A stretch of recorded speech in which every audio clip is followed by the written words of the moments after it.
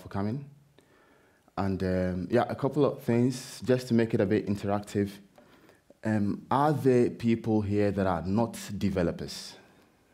Ah, sir, yes, my man. There are more of you here that are not developers.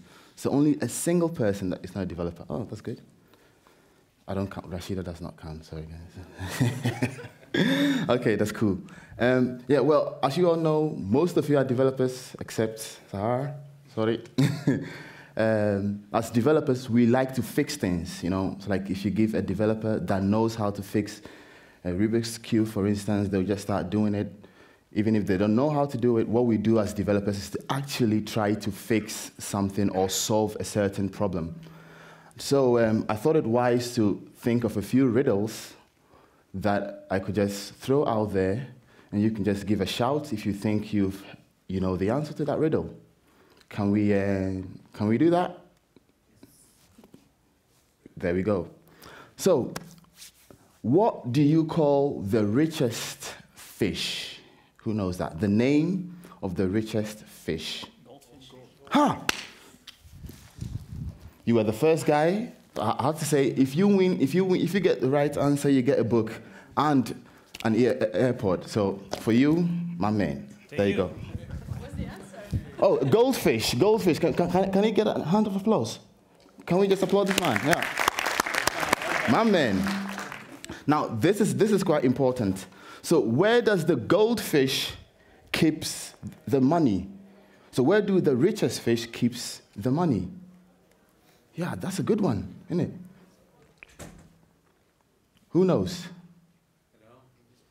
In his pocket. Ah, no, man. You can do better. But what bank? She bank? No, you're getting there. But no, man, you guys are like it's almost.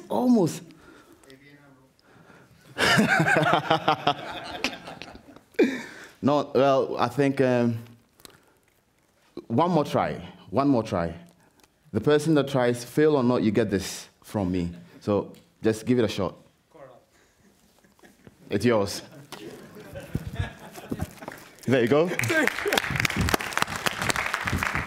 Well, it's at the riverbank. Riverbank. That's where the goldfish keeps the money. It's a few dad jokes. So those of you that might have heard it before, you're like, oh, of course. Yeah, we've heard that. So, but unfortunately, today we'll not be talking about riddles. We'll be doing some things with data orchestration and how we, as Randstad, use data orchestration to solve certain problems that we had during our thinkings and during the implementation on our websites. Now, I'll have to say we will not be talking about the tools and everything that we use. Mainly, the presentation will be more about the concept itself and how we used it in our company, and it could be of help to you. So we are very keen on hearing your plans, how you would implement it using the same strategy, or if you have a different one, please let us know after the presentation as well. Yes, let's go. So a couple of things that I will also be talking about will be, during this, will be Elasticsearch. Is there anyone that has heard of Elasticsearch before? Sahar, I'm very sure you've never heard of it before, because you have. Doesn't matter, but you have. She's not a developer and she's heard of it before. That's amazing. What about the design patterns? Everyone. So the fan-out pattern is also one of the things that I would make mention of. So if you know that, that's amazing. And now we can just start. Click. Oh, maybe wrong button. So yeah, a bit of a table of content what we'll be going through. First, I'll tell you a bit about myself, and also tell you a bit about Randstad, who we are as a company, a bit about Randstad RGN IT, what that means, what that stands for, and the challenge that led us to think of this particular solution, and also the solution that we actually implemented, and just do a quick demonstration of how that implementation actually works, and also a bit of a summary, and talk about the future prospects that we have whilst we implemented the solution. Because I have to say, we have this working, but we did not build it yesterday. It's been a while, so we've thought about new ways to improve it and whatnot. So that comes onwards. Also, I'd have to say, if you would like to know more about who we are after this presentation, we have a booth downstairs. Kindly come by, let's have a chat. And you do have the opportunity to get yourself a wonderful book and to get a shot of winning a drone. So if you're interested in having a drone, please pop by and let's have that conversation. And now oh yeah, of course, there will be a session of Q&A. So if you have any questions, please write them down. Let us share that after the presentation. Yes, so who am I? My name is Bonnie. I've been working as a Java developer for 5 years. The first 2 of those 5 years, I was working in Leiden right after my graduation at OCLC. Shout out to OCLC. I see my former colleagues right there. And so for the past 3 years, I've been working with Randstad, working as a Java developer there. I was born in Ghana, spent half of my life in Ghana and now in the Netherlands. So a bit of biography of me, if you would like to call it like that. I went to Nova College in Haarlem and got application development. That was the course, I suppose, and ended up in Leiden University with a degree of applied, what do you call it, informatica. Had ik gestudeerd, yeah. Informatica, and got a degree in computer science, which led me into this field. And today I'm not here alone, as you can see with a shirt of Randstad. I have a couple of team behind me. One of those guys is Josephine, who is sitting right here, who is our Java chapter lead. Josephine, can you, yeah. Who is our Java chapter lead, and he might step up during the Q&A to answer some of your questions if it's way too technical for mine understanding. Yeah, so a bit more about me. I'm quite a talkative. I like to talk a lot. I like to talk about a lot of things. I like to talk about faith. I like to talk about philosophy. I also like to talk about comic books. Huge fan of comic books. I've been a fan for like 20 years. So if you'd like to know more about comic books, let's have a conversation. I'm a huge fan of Batman, so no Spider-Man fans, please. And yeah, I love culture. I like to talk to people about different cultures, people from different cultures. Seeing that I've been brought up in 2 different cultures, quite an interest field of mine. So now a bit about Randstad. Who are we as Randstad? Now, I think most of us in this room have heard of the name of the word Randstad before. Who amongst you is not familiar with that name? See, so there is someone that is not familiar, like always one person, they say. But those of us that know Randstad, we know Randstad to be an employment agency, or beter gezegd, een uitzendbureau. But we are actually more than an uitzendbureau or an employment agency, talent agency, whatever you want to call us. We are responsible for doing every process that has to do with the employee. So think about an employee wanting arrangements of his or her pension, HR departments coming into your company to facilitate all your HR needs, to draw up your employee contracts, to do any process that has to do with employee administration. Randstad is actually responsible for doing that or can do that for you. So we are most actually an HR service provider. Just like Adecco or Manpower, that's who we are. We are multi-branded. So the umbrella term of Randstad Groep Nederlands holds more than just Randstad as a company, but Yacht, BMC, Monster, Tempo Team, all these brands are part of the Randstad Groep Nederland. We are over 60 years old. I believe we turned 60 years in 2020. So we are quite an OG in the field, as they say. And we are active in multiple countries, actually. So this is a type of number game that I have. So as number 1, as you can see, we are globally the largest HR providing service providers. globally, which is amazing because we are active in 38 different markets all over the globe. And we have almost 4,000, sorry, this one, yes. We have almost 4,000 staff members working in Randstad weekly, which is just great. It's amazing, 4,000 people working bi-weekly in our company, which is just amazing. We have this number, 6,000, wait, how do you say that again? 650,000 650,000 employees all over the world. And it is our plan to touch 5 million employees in 2024, which is the plan that we have. And currently, it looks like we're getting there. We do have 72,000 people working for us globally, also within a week. And last but not least, we have 600 locations only in the Netherlands. And I actually did a Google search of how many municipalities do we have in the Netherlands, or how many gemeenten we have. And based on my Google research, we do have 345 gemeenten in Nederland, which means in some of the municipalities, we have multiple branches, multiple locations in there, which it was a surprise to me. It was amazing to know that.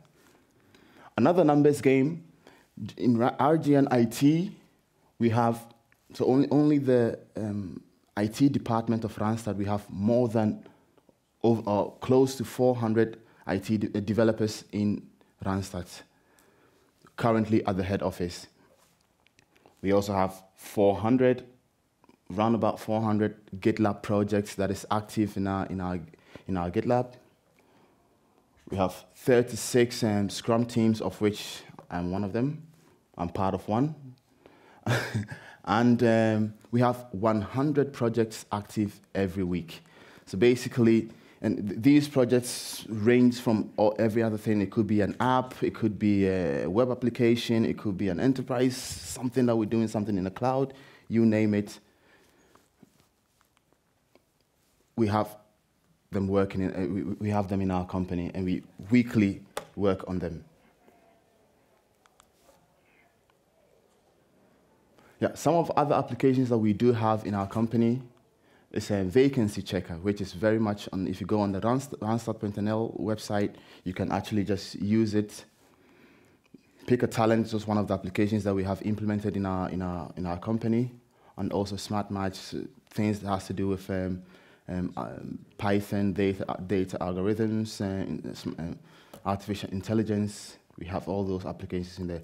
So today we will be talking about one of the solutions that we have, a Java-based solution that we use on our online platforms, which is just one of many solutions that we have. But for now, just to let you know that we are active in a different fields at the same time.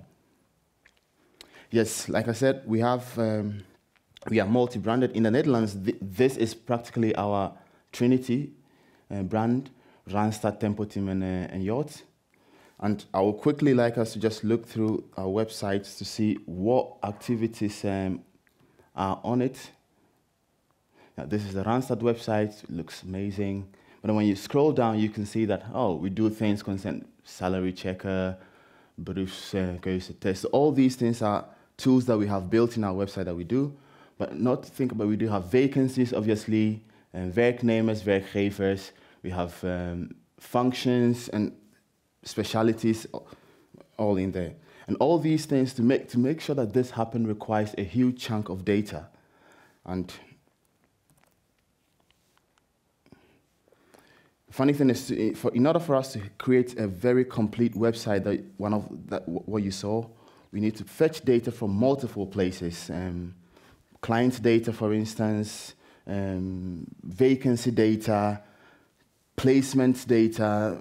Just think of if someone has a job and has been placed from one place to the other, the information is stored somewhere on a different system. We need to get on the website, we need to fetch information from all these places and to bring them on the website, which can be very difficult sometimes.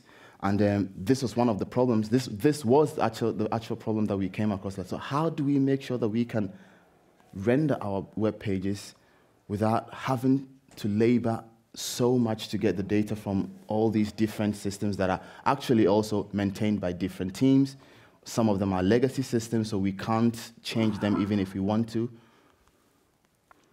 One of the ideas to solve that was, you know what, let's just, in our websites, build the website in such a way that if the website needs data from data concerning vacancy, you just go to that system and then get the data, go to the client and get the data. If there's a contract that has been signed, that has been placed somewhere, just go there and get that information.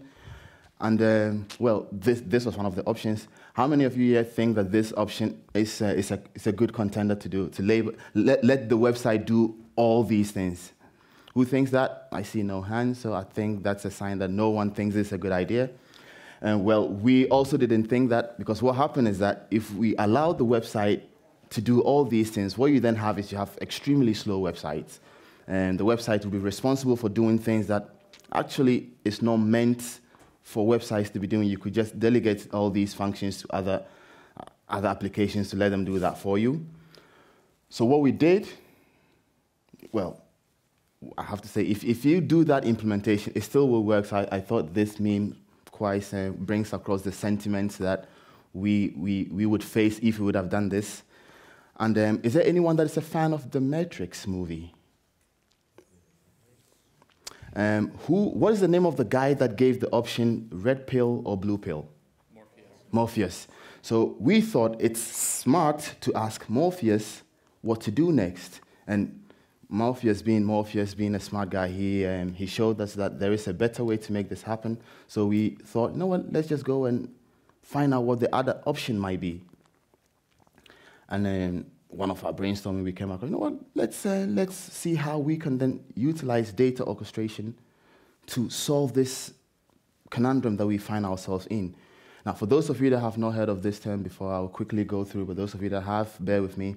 So data orchestration is basically bringing data from multiple places and centering them in one single place. In layman's terms, that's what it means. And which is what we thought, okay, yeah, let's do that. But then we thought, how do we make that happen? How can we do that?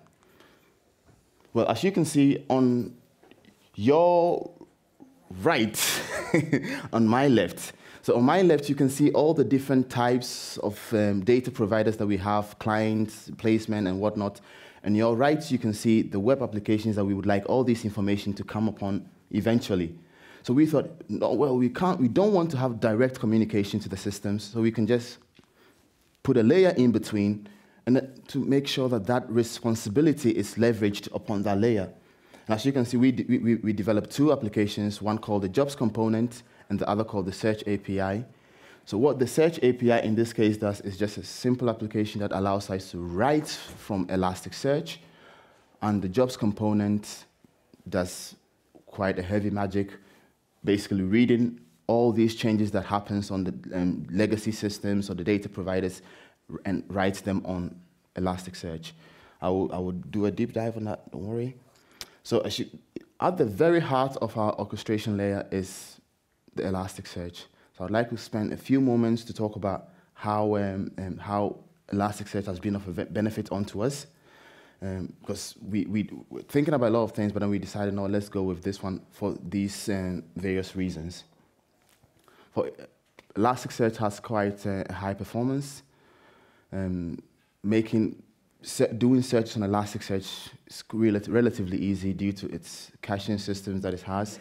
And it's also, you can basically get a lot of quite a huge number of data, of course, not in terms of terabytes and extremely large, but then reasonably large data from Elasticsearch due to its scalability, easily scalable on multiple servers as well as multiple instances, so you can have thousands of that if that is of interest to you. Yes, it's also data document-oriented, meaning we can just put in JSON and then it's acceptable. We can put in JSON, read JSON from it, which was good for us. Like, okay, yeah, this sounds like something that we would like to use.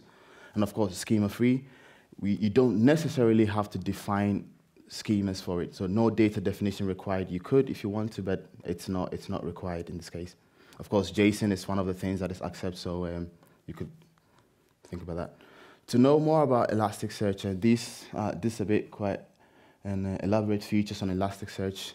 If you're interested in knowing more, just think a Google search for a while can get you to know a bit more about what it does. And there are guys that have amazing blogs and scripts about it. Yeah, so around Elasticsearch being the heart of our application, what we thought was that we also built what we call the Elastic Client, which is also a Java application, which what it does is basically maps all the data that we get from, let's say, vacancy data that we get, to transform it and put it in a way that we as Randstad would like to have it in our database. Because it could be that vacancy data has some fields that we think this is just not necessary for us. We don't need this. We don't want to use it. So then the client for us just maps it, transforms it into a different type of format that can be applicable for us. So basically, the Elasticsearch client for us was just a layer around the Elasticsearch database. Well, there are some disadvantages with Elasticsearch based on who you talk to, but these things are quite disputable because it's an opinion of one against the other. One of it being that it has a steep learning curve. It could be a bit difficult to learn how to use Elasticsearch, especially if you are running a big company and it has a lot of stuff going on. It's a bit difficult to try to make that happen. So the smaller your company is, the easier it might be, I suppose. But I will leave that up to you. And of course, extreme large size can be a bit difficult because in trying to get terabytes and terabytes of data every day, it's not really good on Elasticsearch as compared to MongoDB or other Hadoop, for instance. So if you want terabytes of data, please, Elasticsearch might not be what you would actually go for, or I would not advise you to do that. And so once again, the overview of what we actually have. And then next to the jobs component. So what is this application actually doing? What does it do? Click. Well, first of all, it listens to any changes that happens on the data providers.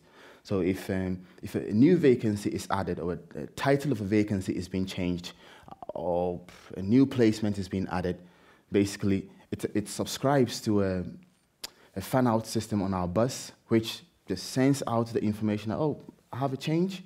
And then a jobs component, being one of the listeners, listens to that and can go fetch it. Other things that the jobs components do, we can actually manually trigger the jobs component. So let's say if we know that there's a change being made, a guy is just sitting next to me, just makes the change in the vacancy, like, oh, dude, I have it done. I could just press on the button, and then the jobs component will just re-index itself and then get the new changes, write it to Elastic, and instantly that happens. This also allows us as developers to have a bit of control over the jobs component and the changes that has happened, because assuming the system is down, we just fix it really quick, and we really want to test to see that it's working. You just press the button, and then at the end of a few seconds, you know that it has failed or not failed. So it's a bit of a sense of control that it gives us when we have this mechanism built in it. Of course, we could also allow it to periodically just check every 10 minutes, go get data if there's a new change, do something in a given time if there's new improvement on any of the subsystems.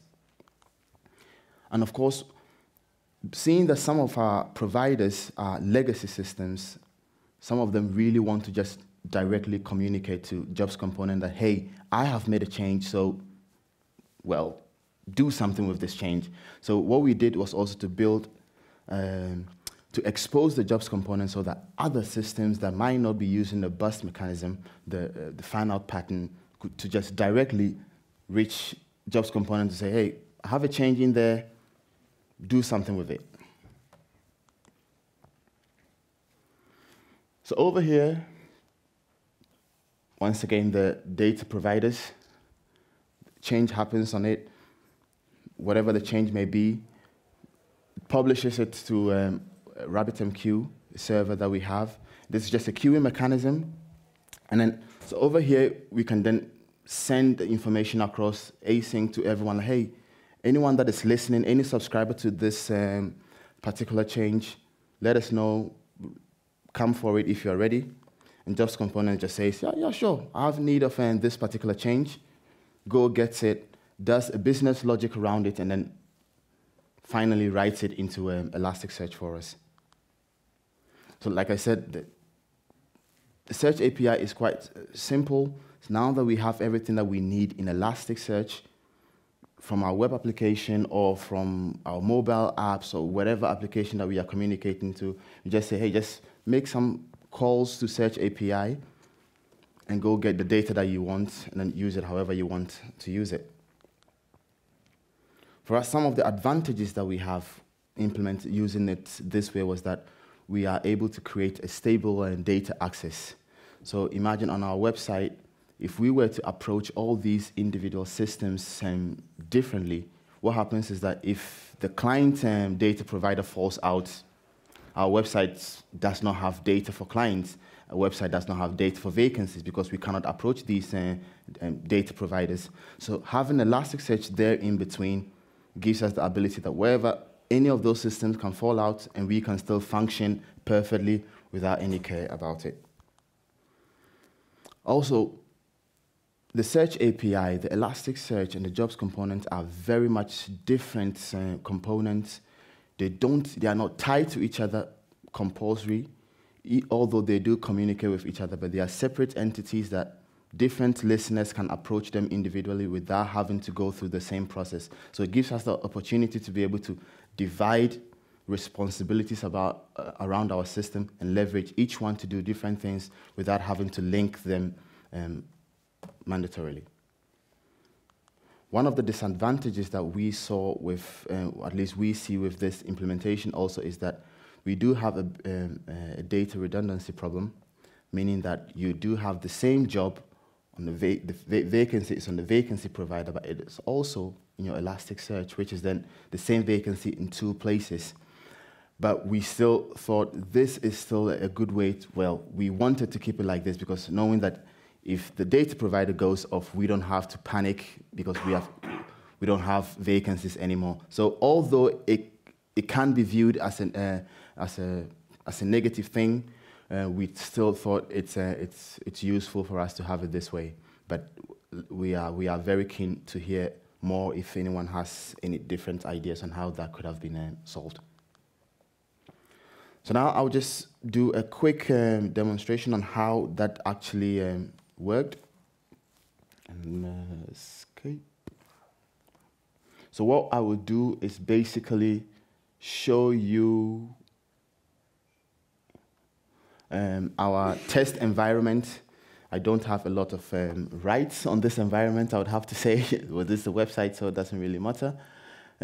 Let's say we have this vacancy, which I prepared, and if the internet works, which is what you have with live demo, but that's ta-da. So, surprise, there's a job named J4 test job, which was not planned at all. So let's say I want to change the title of this job. So I'm updating the vacancy in a far-end system somewhere. Like, you know what? Yeah, this vacancy, the title, it appears that it had a wrong title, so we need to change it into something proper. Well, in this case, the system behind is Salesforce.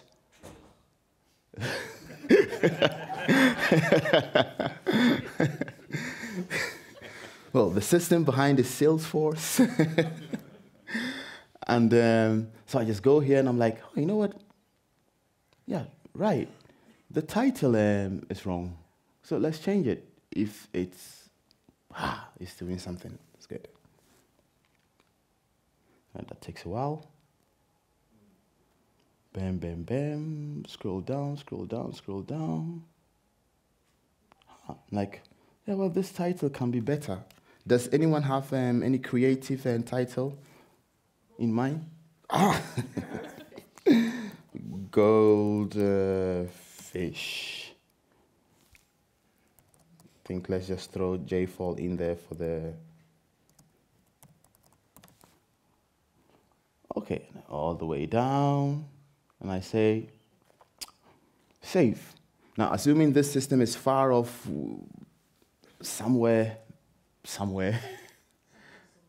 yeah, basically an incident in our case is the one that does these changes. I simply go to jobs component, and yeah, of course, I need to say something about this.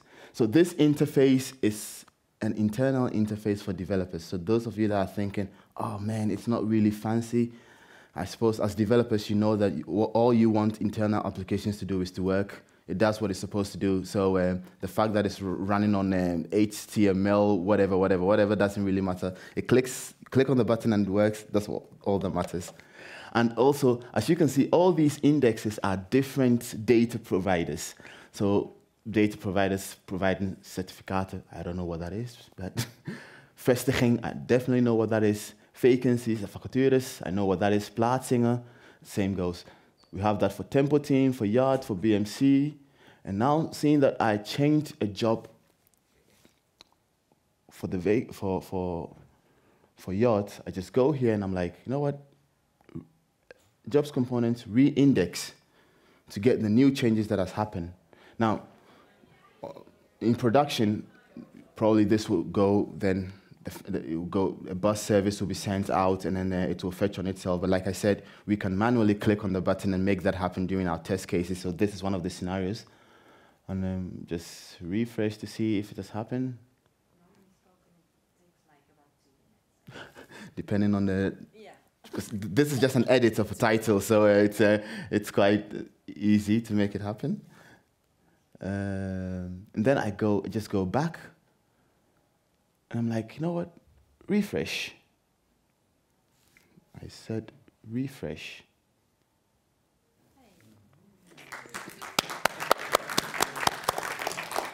I owe you, what do you call it, an earpod, because you started clapping first, so I'll give you something for that.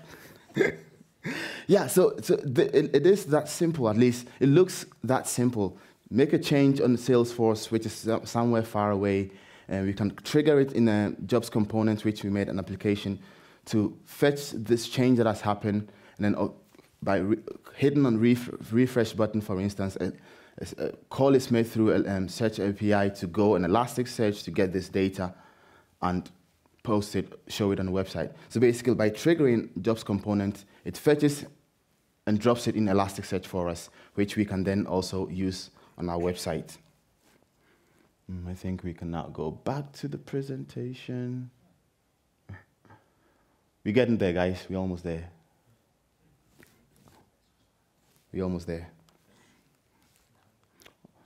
Yeah, so in summary, what we actually did was simply inventing a middle layer between our data providers and the websites to let this layer be responsible for all the push notifications, or at least all the publishing notifications that can be sent out, all the changes, whenever changes happen, just writing them to Elasticsearch, and most importantly, actually creating a single source of truth for our data so that we don't have to visit all different places for that.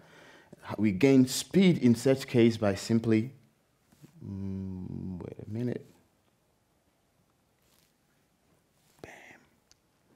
by simply leveraging Elasticsearch due to its fast capabilities while searching.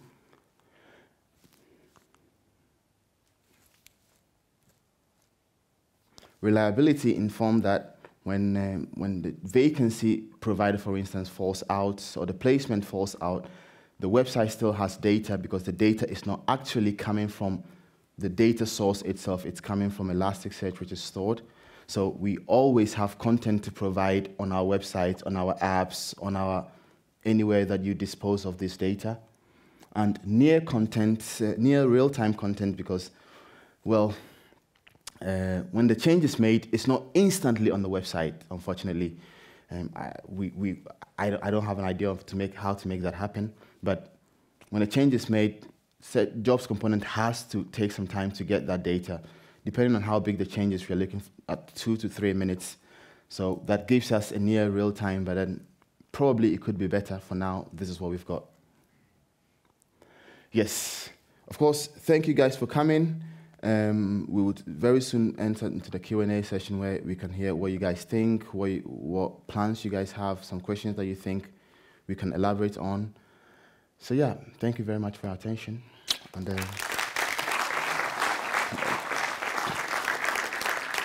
yeah, thanks. So anyone, yes, I see a hand up, and the intention is to keep throwing these things. So let's see if it works. Oh, almost. My bad. Call an ambulance. This is the right way, right? Yes.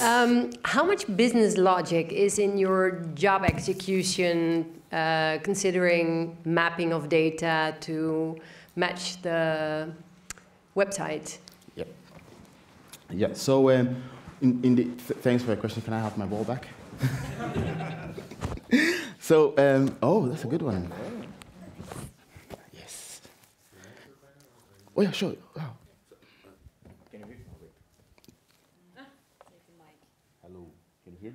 No? Hello? Yeah. Yeah, I use as example the vacancy that Bonnie showed. Yeah, Yard use Salesforce. Randstad and Tempo team using another internal system. And the business rules, can I publish this vacature, is a valid one, there is no offensive word, for example, it's a valid client. That rule happens in that particular system. And that particular system say, hey, it's done. Jobs component, just read it and write it. That's it. There is no so deep business rules in jobs component itself. Probably only with the exception of the mapping. So it could be that we could exempt certain fields that we think is not needed because the business thinks, yeah, but these fields on the job whilst it was created on the provider is not applicable for us on the website. So, but it's very little rules on the job component itself. Yeah. Does that help? Oh, yeah, one important thing Bonnie mentioned, 2 or 3 minutes. No, it's faster than that. I don't know about Salesforce because I'm working more with Randstad and Tempo team, but it don't take so long. It's seconds, but it's not so fast. Does that answer your question, Angel? Yeah, thanks very much. Yes. Oh, nice catch. Yeah. Running back. I have actually 2 questions. Yes. You use RabbitMQ. Why don't you have a consumer actually listening to your changes and doing the changes at that time? So that you don't have a job that you need to start. Okay, what's the next question? And my next question is, you have Elasticsearch running for a lot of indexes, I guess.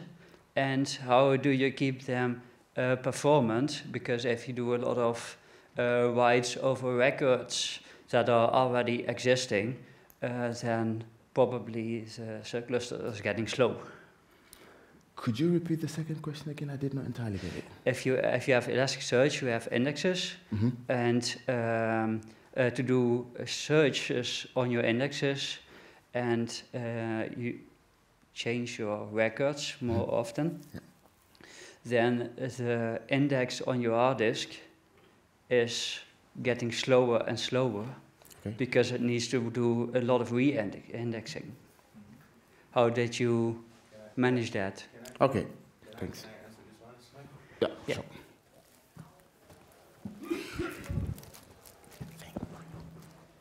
Oh. Actually, we are not making a complete re-indexing when you get this message. We're just writing a single register in a particular index. There are one process that can get more slowly, is the vacancy alert when a candidate go on the website and say, hey, if you have this vacancy, I want to know. And these we have thousands of requests to the search API. But this was the only moment that we can get some problems, but we are doing 2 a.m., if I'm not wrong. Then it's still stable. But in general, we don't face any problem. It works really smoothly. That's good. For that reason, we chose Elasticsearch. That was, I believe, the answer to the second one, but there was the first one, which has escaped me. Can you repeat your first one, if you don't mind? Your first one? You have, you use a job to get the the changes Yeah. You have it MQ, but you can also use a consumer to get the changes when they happen, and you don't have the job to run manually. Yeah, but actually, one of the systems send the message to the MQ, and Jobs Components is one of the features of Jobs Component is one of the listeners can get more. And the Jobs Component then, oh, there is a new vacature. Jobs Component is going to the VMS, or vacature management system, as, hey, you're saying that there is a new vacature. What is this new vacature? Read it and write on the So search. probably a direct answer is that Jobs Component is one of the listeners, but you can trigger it manually, but it is also, we have also a listening mechanism in it. So whenever it changes is being published, it goes get it itself. Okay. Thanks. Any more questions? So yeah, thanks. It's either the rest of you are confused or you understand everything. Bonnie, which can I just say one more thing? Yeah, sure. Thank you for coming. Yeah, but also maybe maybe these people have ideas about how this could be solved differently, right? Yeah, absolutely. I don't know if anyone... Yeah. So the point is, what one show here is a small piece of our RGN IT. We do much more, much more. If you are interested in, just go downstairs, ask how do we do, how do you solve. This is a small piece of the website that you can see, but you know, we have a lot of applications, a lot of things to do. Thank you. Yeah. Yes, of course, if you think...